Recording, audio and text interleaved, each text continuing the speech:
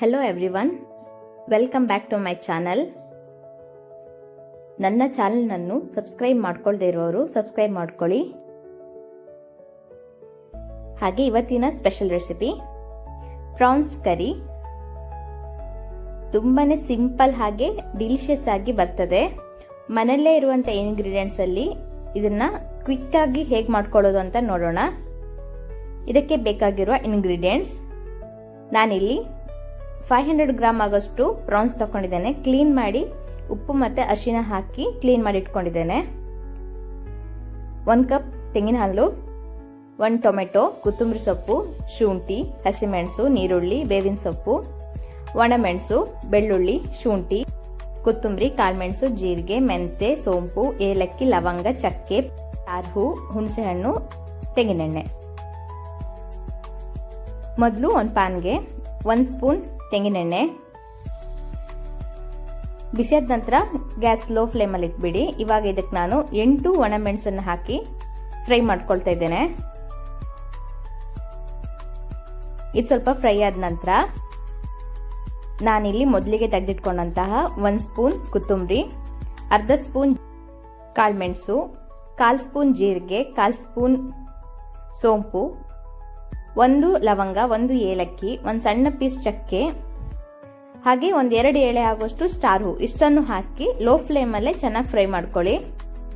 ತುಂಬಾ ಫ್ರೈ ಆಗ್ಬೇಕಂತ ಇಲ್ಲ, ಸ್ವಲ್ಪ ಫ್ರೈ ಆದ್ರೆ ಸಾಕು. ಇದಕ್ಕೆ ನಾನೀಗ 8ರಿಂದ 10 ಎಸಳು ಬೆಳ್ಳುಳ್ಳಿ, 1 ಅರ್ಧ ಇಂಚ್ ಆಗುವಷ್ಟು ಶುಂಠಿ, ಇದನ್ನು ಕೂಡ ಹಾಕಿ 1 ನಿಮಿಷ ಚೆನ್ನಾಗಿ ಫ್ರೈ ಮಾಡ್ಕೊಳ್ಳಿ.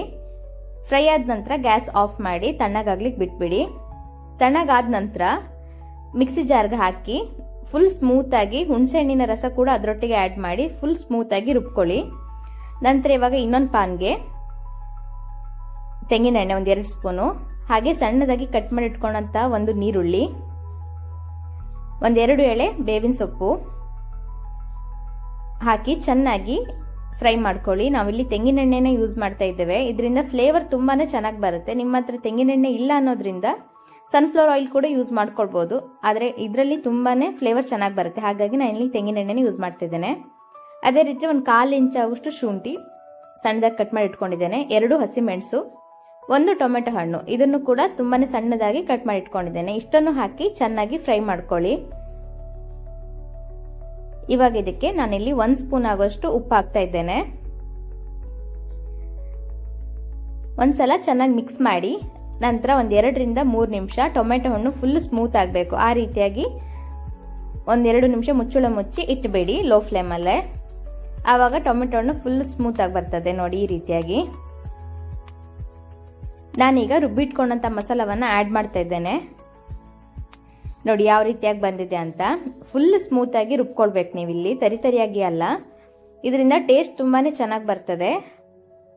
ನಿಮಗೆ ಎಷ್ಟು ಬೇಕು ಅಷ್ಟು ಸ್ವಲ್ಪ ನೀರನ್ನ ನಾನಿಲ್ಲಿ ಮಿಕ್ಸಿ ಜಾರಲ್ಲಿ ಮಿಕ್ಸ್ ಮಾಡಿ ಹಾಕ್ತಾ ಇದ್ದೇನೆ. ನೀವು ರುಬ್ಕೊಳ್ಬೇಕಾದ್ರೆ ಹುಣಸೆ ಹಣ್ಣಿನ ರಸವನ್ನು ಕೂಡ ಹಾಕೊಳ್ಳಿ. ನಾನಿಲ್ಲಿ ತೋರಿಸ್ಲಿಕ್ಕೆ ನೆನಪೋಯ್ತು ನನಗೆ, ಹಾಗಾಗಿ ತೋರಿಸ್ಲಿಕ್ಕೆ ಆಗ್ಲಿಲ್ಲ. ಇವಾಗ ಒಂದ್ಸಲ ಚೆನ್ನಾಗಿ 1-2 ನಿಮಿಷ ಫ್ರೈ ಮಾಡ್ಕೊಳ್ಳಿ ಮಸಾಲವನ್ನ. 1-2 ನಿಮಿಷ ಆಗಿದೆ. ಈಗ ನಾನಿಲ್ಲಿ ಇದಕ್ಕೆ ತೆಂಗಿನ ಹಾಲನ್ನ ಹಾಕ್ತಾ ಇದ್ದೇನೆ. 1 ಕಪ್ ಆಗೋಷ್ಟು. ನಾನಿಲ್ಲಿ ಅರ್ಧ ತೆಂಗಿನಕಾಯಿ ತುರಿನ ಹಾಲು ತೆಗೆದು ಇಟ್ಕೊಂಡಿದ್ದೇನೆ. ಇದರಿಂದ ಟೇಸ್ಟ್ ತುಂಬಾನೇ ಚೆನ್ನಾಗಿ ಬರುತ್ತೆ, ಹಾಗೆ ತುಂಬಾನೇ ಚೆನ್ನಾಗಾಗುತ್ತೆ. ನಾನಿಲ್ಲಿ 5 ನಿಮಿಷ ಅದನ್ನ ಬಿಸಿ ಆಗ್ಲಿಕ್ಕೆ ಬಿಡ್ತಾ ಇದ್ದೇನೆ, ಉಪ್ಪನ್ನು ಹಾಕಿ ಸೇರಿಸ್ಬಿಟ್ಟು.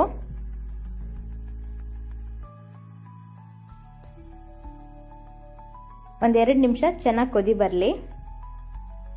ಇವಾಗ ನೋಡಿ ಚೆನ್ನಾಗಿ ಕೊದಿ ಬಂದಿದೆ. ಇವಾಗ ನಾನು ಇದಕ್ಕೆ ಪ್ರಾನ್ಸ್ ಅನ್ನ ಸೇರಿಸ್ತಾ ಇದ್ದೇನೆ.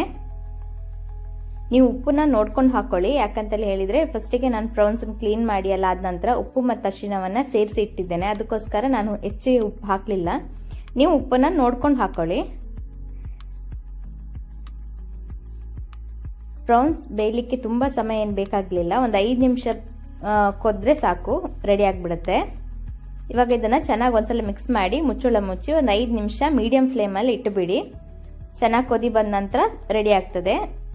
ನಾನಿಲ್ಲಿ ಪ್ರಾನ್ಸ್ ಕರಿಗೆ ಕಾಂಬಿನೇಷನ್ ಆಗಿ ಉದ್ದಿನ ದೋಸೆನ ಮಾಡ್ತಾ ಇದ್ದೇನೆ. ಇದರದ್ದೆರಡು ಕಾಂಬಿನೇಷನ್ ತುಂಬಾ ಚೆನ್ನಾಗಾಗುತ್ತೆ. ನೀವು ಕೂಡ ಇದೇ ರೀತಿಯಾಗಿ ಒಮ್ಮೆ ಟ್ರೈ ಮಾಡಿ ನೋಡಿ, ನಿಮಗೂ ಕೂಡ ಚೆನ್ನಾಗಿ ಅನಿಸುತ್ತೆ. ಇವಾಗ ಇಲ್ಲಿ ಪ್ರಾನ್ಸ್ ಕರಿ ರೆಡಿಯಾಗಿದೆ ನೋಡಿ, ಯಾವ ರೀತಿಯಾಗಿ ದಪ್ಪ ಬಂದಿದೆ. ಆವಾಗ ಸ್ವಲ್ಪ ನೀರಾಗಿದ್ದಿತ್ತು, ಇವಾಗ ಕೊದ್ದು ಕೊದ್ದು ದಪ್ಪ ಬಂದಿದೆ ಮಸಾಲ. ಲಾಸ್ಟಿಗೆ ಫೈನಲಲ್ಲಿ ಕೊತ್ತಂಬರಿ ಸೊಪ್ಪನ್ನು ಆ್ಯಡ್ ಮಾಡಿ. ಪ್ರಾನ್ಸ್ ಕರಿ ರೆಡಿಯಾಗಿದೆ.